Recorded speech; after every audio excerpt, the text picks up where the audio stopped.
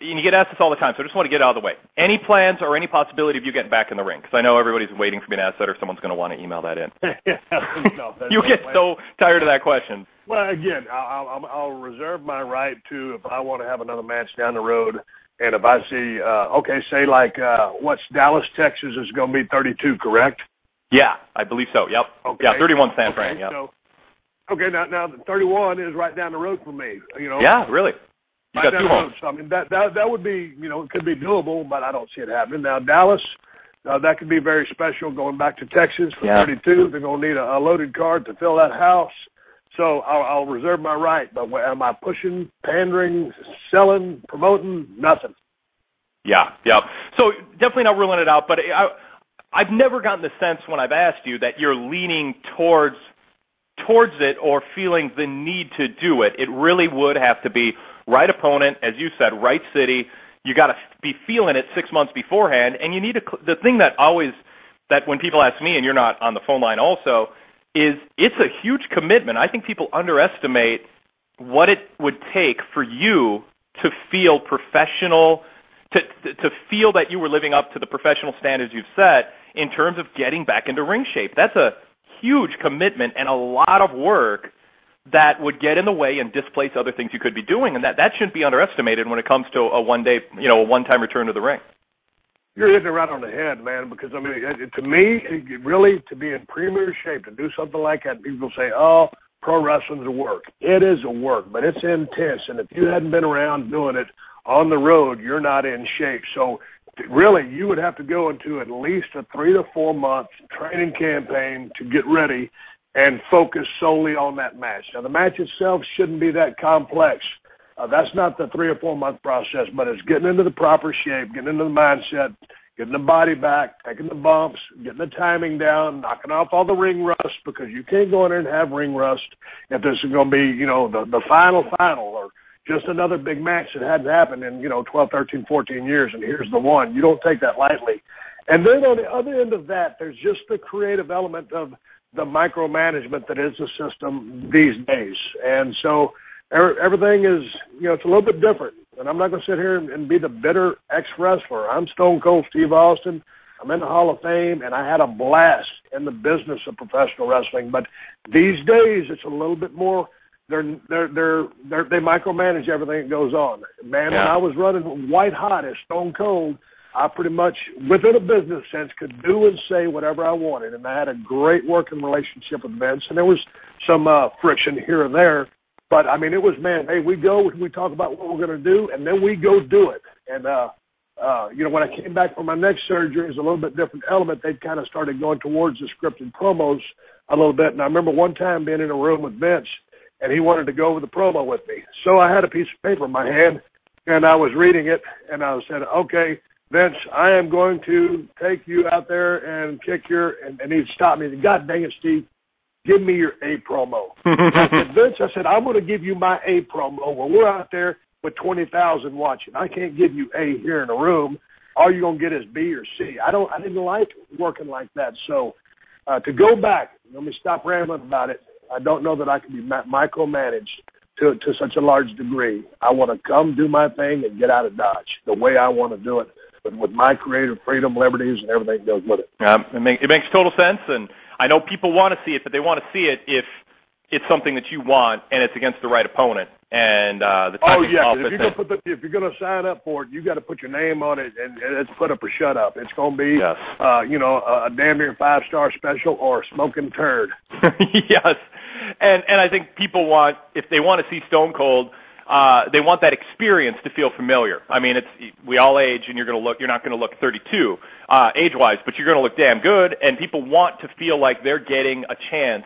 Maybe these are people who grew up watching Stone Cold Steve Austin's era on tape delay, on DVD, on the network, but not in person.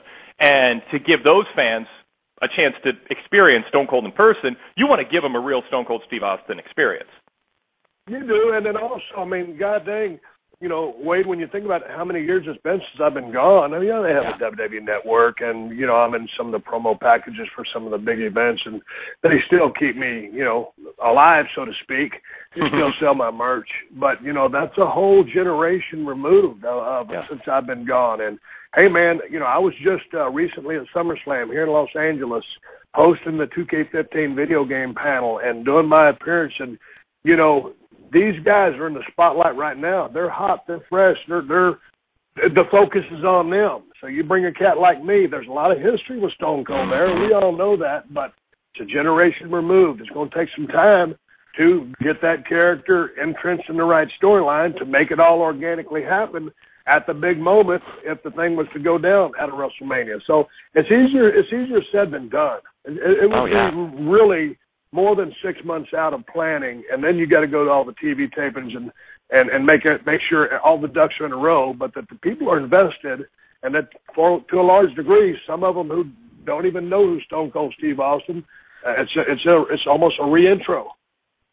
Do you, when you watch WWE, and you do on a very regular basis, obviously, do you watch with part of your eye on how might I fit in, who might I want to work with?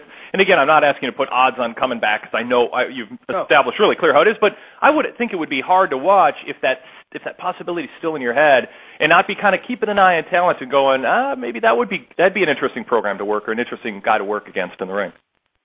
No, because the guys that I would pick would be the guys that are the absolute top guys in the system now or just on the outside of the system. So, no, but I do watch because I love the business and I love pro wrestling to see where the maturation rate is in the ring. We went from a period of time era to attitude era going back to that day. I mean, the people in the ring, man, most of those guys had been around for 7, 8, 10 or better years. Yeah. So there's some working bastards in the ring at the time. Right now is a much greener product. You still see a lot of rushing, a lot of either overselling and pantomiming, trying to hit the head, the audience over with a club. Here's what we're trying to tell you. Here's what we're doing. Yeah. To complete underselling. So there's a lot of that going on right now. So I watch what's going on and take the temperature of what I see going on in the ring and what I consider good work versus bad work and who's progressing and who is not.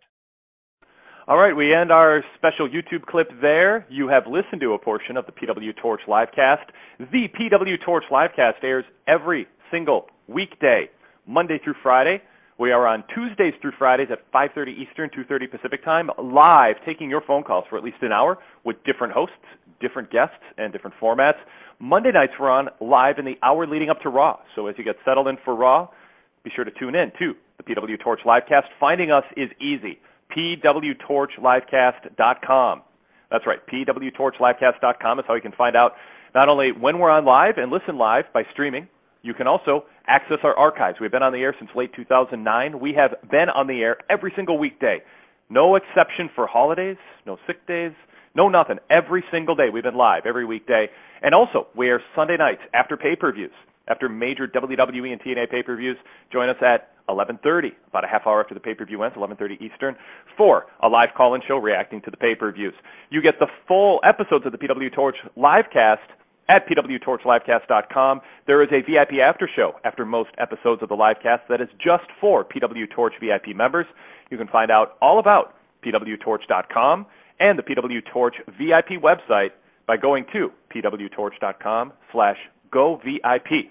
We also have a free phone app. Just search PWTorch and download it. It is free, and it will keep you up to date on all the news that's happening in the world of professional wrestling like nobody else does. We update constantly with new news features, analysis, interview excerpts, exclusive columns, many other exclusive features, and flashbacks. If you are a pro wrestling fan, you should be visiting PWTorch.com every day and bookmarking the site and downloading our free app. We are on not just iPhone and iPad and Android devices, but also Windows Phone devices, the Amazon Kindle Fire. We are in their app store. And if you have a newer Samsung TV or DVD player with smart TV functionality, do a search for PWTorch. We are an app in the Samsung Smart TV App Store. So the PWTorch brand reaches more wrestling fans every day than any other independent source of news and information and commentary on pro wrestling, and we thank you for checking out our YouTube clip. Please subscribe to our YouTube channel, and please visit PWTorch.com and listen to the livecast at PWTorchLivecast.com.